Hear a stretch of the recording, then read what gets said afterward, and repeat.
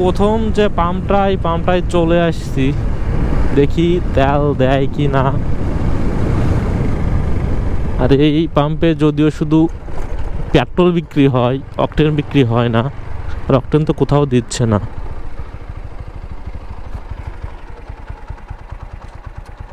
Guys, তেল বলে না এই পাম্পে। এখন জানি না সামনের দিকে পাওয়া যাবে কি না। গাইস, ফাইনালি যে সেকেন্ড পাম্পটা আছে সেটাও বন্ধ। সেকেন্ড পাম্পে চলে আসছিলাম, এটাও বন্ধ, দিয়ে রাখছে। তো ভালো, আজকে দেখি কয়টা পাম্প। এই সেকেন্ডটা হইলো, এই থার্ড যে পাম্পটা আসছি পুলিশ আছে, তারপরে বন্ধ করে রাখছে। এই যে দেখেন পুরা দিয়ে বলে তেলের সংকট নেই। তো তেল, এইসব তেল কই যাচ্ছে, মানে কই তেল, কই গাড়ি কিভাবে চালাবো আমরা, বুঝলাম না কিছু। তিনটা দেখে আসতো, ওই তিনটাতে তেল নেই। তো ওইটাই দেখি লাস্ট পাওয়া যায় কিনা। তাহলে কি আমরা বাইক চালাবো না, দেখি দেয় কি না। অলরেডি ঢুকে গেছি আমরা।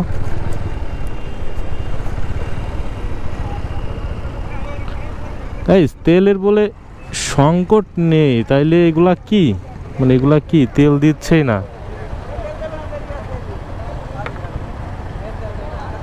আর দুইটা পুলিশ ভাই দাঁড়ায় আছে ওই যে ভিতর।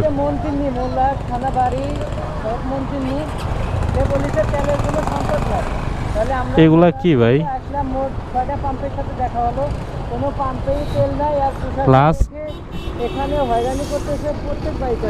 লাস্ট তিনটা দেখলাম পিছনে পাম্পে, একটা তেল নেই। আমরা যাব এখন বাগেরহাটের দিকে।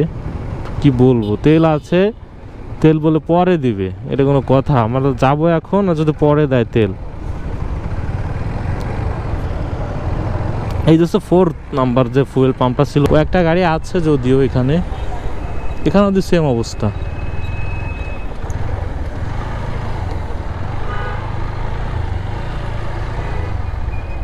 তেল নাই ভাই,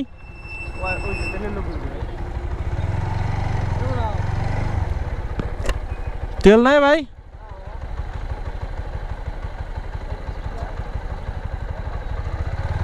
ভাই নাম্বার 5 নাম্বার ফুয়েল পাম্প, এখানেও তেল দিল না। এখানে কি তেল দিবে?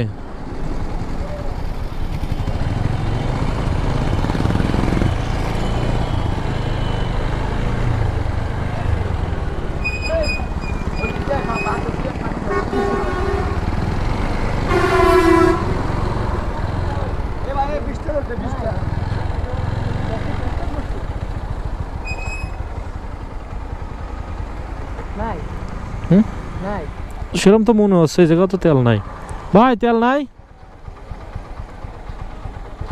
এইটা নিয়ে 6 নাম্বার পাম্প হইল,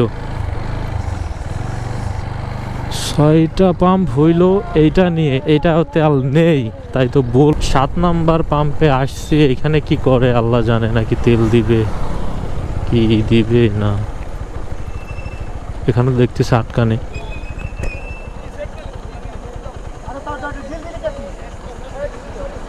ভাই এখানে তেল দেবে না?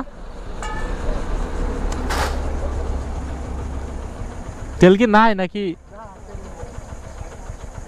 তেল পুরো দিচ্ছে না ভাই, এটাই পুরো সামনেটাই সামনে আছে। 200 টাকা বেশি দিচ্ছে। গাইস, এটা ছিল ফকিরহাটের দৃশ্য। এটা যাওয়ার সময় দেখে গেছিলাম যে তেল সেই সময় দিই নাই, মনে হয় এক ট্যাঙ্কি আসছে না কি আসে জানি না, বলতে পারবো না। তো এইরকম সিরিয়াল, তো এখান থেকে আমরা স্কিপ করে চলে যাচ্ছি। যদিও আমাদের এক কাটা আছে, আমরা বাড়ি পর্যন্ত যাইতে পারবো, তো আর কিছু বলার নাই। তো ভিডিওটা গাইস এইখানেই সমাপ্তি করে দিচ্ছি। এই 8টা 9টা তেলের পাম্প ঘুরে তেল নিতে পারলাম না, জাস্ট এতটুকু বললাম আপনাদের। তো টাটা, বাই বাই।